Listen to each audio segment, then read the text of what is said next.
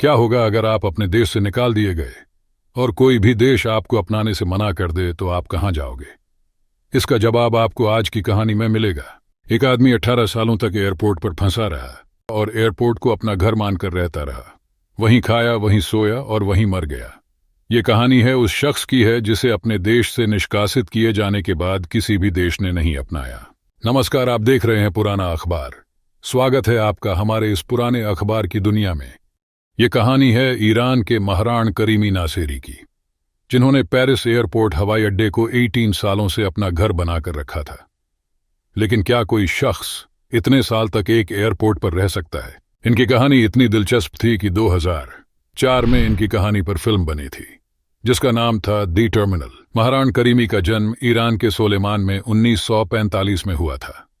उनकी मां ब्रिटिश थी और पिता ईरानी। 1974 में वे आगे की पढ़ाई के लिए इंग्लैंड गए, लेकिन पॉलिटिकल एक्टिविटीज में पार्टिसिपेट करने की वजह से उन्हें इंग्लैंड से निकाल दिया गया। जब वो अपने देश लौटे तो उन्हें ईरान के शाह शासन का विरोध करने के लिए कैद किया गया था और बिना पासपोर्ट के निष्कासित कर दिया गया। अपने देश से निर्वासित होने के बाद उन्होंने कई यूरोपीय देशों में राजनीतिक शरण मांगी, लेकिन हर बार उन्हें मना कर दिया गया। अंततः उन्हें बेल्जियम में शरणार्थियों के लिए संयुक्त राष्ट्र संगठन से शरणार्थी प्रमाण पत्र प्राप्त हुआ। हालांकि उन्होंने दावा किया कि उनका ब्रीफकेस, जिसमें उन्होंने अपने शरणार्थी प्रमाण पत्र रखे थे, पेरिस के एक रेलवे स्टेशन पर खो गया था। 1988 में वह लंदन आए, लेकिन उनके पास इमिग्रेशन अफसरों को दिखाने के लिए पासपोर्ट नहीं था। नासेरी यहां से फ्रांस गए। उन्हें फ्रांस में गिरफ्तार कर लिया गया, लेकिन बाद में उन्हें छोड़ दिया गया क्योंकि एयरपोर्ट में उनकी एंट्री वैध थी। नासेरी के पास लौटने के लिए कोई देश नहीं था, कोई घर नहीं था, इसलिए एयरपोर्ट का टर्मिनल 1 उनका घर बन गया।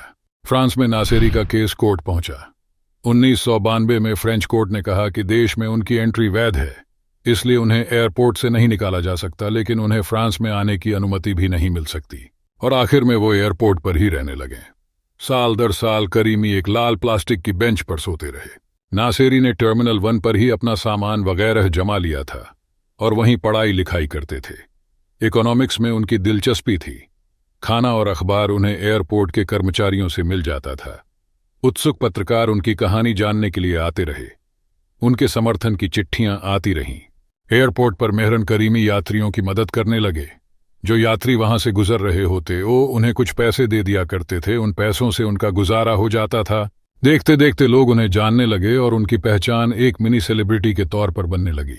उत्सुक पत्रकार उनकी कहानी जानने के लिए आते रहे। 18 सालों से 26 अगस्त 1988 से लेकर जुलाई 2006 तक यह सिलसिला चला।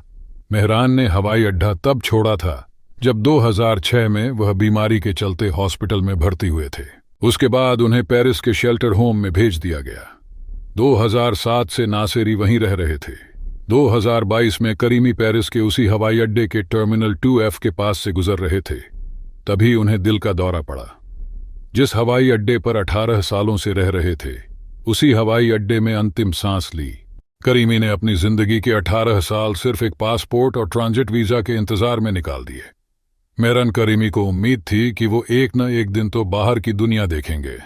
ये से ही और भी दिलचस्प अनसुनी कहानी को लेकर हम फिर मिलेंगे। तब तक आप लाइक, सब्सक्राइब और शेयर करते हुए देखते रहिए पुराना अखबार। धन्यवाद।